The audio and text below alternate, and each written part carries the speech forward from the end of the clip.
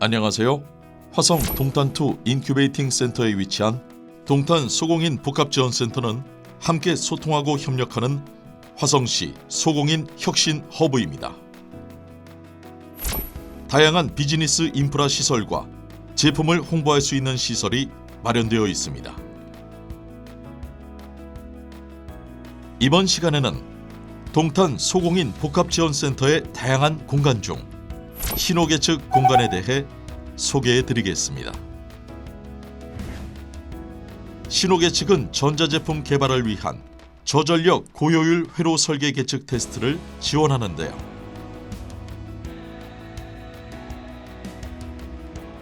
네트워크 분석기, 오실로스코프, 파워 디바이스 분석기 등 12종 계측 장비가 구축되어 있습니다.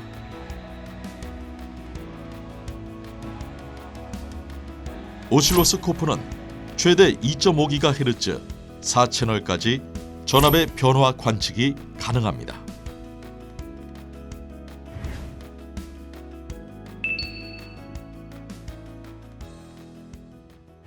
안녕하십니까. ATMIC의 조재혁 차장입니다.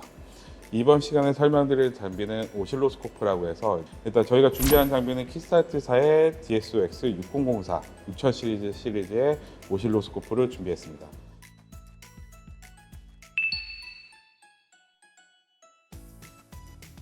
맨 처음에 디바이스를 컨택하고 어느 부분에 이제 컨택하기 전에 이 프로브에 대한 검사를 먼저 진행을 해 주셔야 됩니다.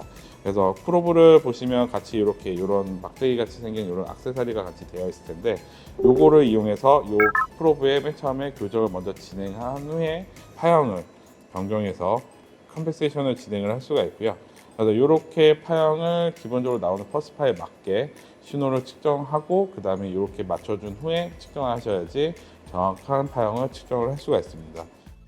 기본적으로 스코프는 수평축이 이제 시간으로 되어 있고 수직축이 전압 레벨로 되어 있습니다. 오른쪽에 밑에 있는 이 버티컬 부분이 수직축, 전압 레벨을 바꿀 수가 있는 단자로 되어 있어서 버튼이 두 가지가 있습니다.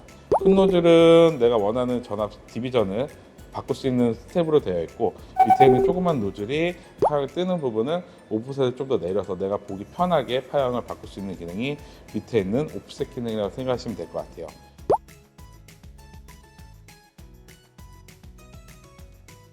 저희가 레코멘드로 말씀드리는 거는 보이는 화면에 이 측정되려는 파형이 70%에서 약 80%까지 파형을 맞춰놓고 측정하는 것을 정확한 측정이라고 하고 있기 때문에 꼭 측정하실 때는 이렇게 파형을 80% 정도 이렇게 맞춰서 측정하는 것을 권장을 드리고 있습니다. 위에는 호리젠탈 부분, 이쪽은 이제 수평에 대한 타임축을 조절을 할 텐데 이것도 버티컬과 동일하게 버튼이 두 가지로 나눠져 있어요. 큰 버튼은 타임축에 대한 스케일을 조정하는 버튼 노즐로 되어 있고 오른쪽은 시간을 지연을 시키면서 파형의 위치를 돌아가면서 볼 수 있는 노즐이 오른쪽의 노즐이라고 생각하시면 될 것 같아요. 그리고 이런 오실로스코프를 사용하실 때는 아마 많이 잘 아시겠지만 트리거 조건을 설정을 해 주셔야 되는데 펄스폭이나 이런 것들을 이용해서 내가 원하는 신호만 끄집어낼 수 있는 기능을 트리거 조건이라고 생각하시면 될 것 같아요. 그래서 이제 트리거 버튼을 누르시게 되면 여러 가지 트리거를 지원하게끔 되어 있고 트리거 종류는 기본 디폴트는 엣지로 되어 있지만 내가 트리거 조건을 뭐 펄스로 한다거나 비디오 신호를 트리거한다거나 내가 원하는 트리거 조건을 맞춰주고 그냥 트리거를 해서 신호를 캡처해야 된다고 생각하시면 될 것 같아요.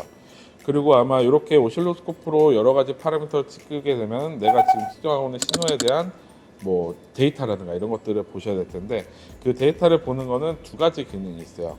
커서 기능과 매저 기능 두 가지가 있는데 커서 기능은 아마 많이 사용하셔서 아시겠지만 X축에는 마커에 대한 데이터를 볼 수도 있고요. 아니시면 혹시 그 X, 델타 X나 델타 Y에 대한 이런 타임이나 전압값들을 볼 수가 있습니다.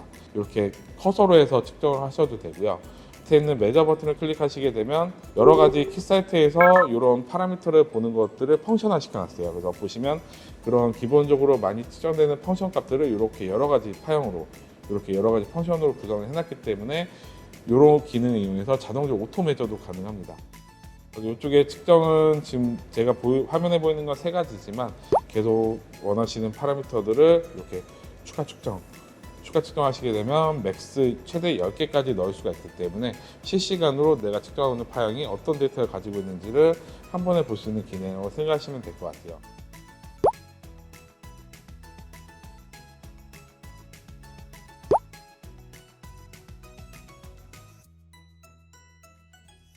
그리고 일단 이렇게 전압 측정을 할 수 있는 패시브 프로브도 있지만 이렇게 앞에 화면에 보이시는 이렇게 전류를 측정할 수 있는 전류 프로브도 가지고 있고요.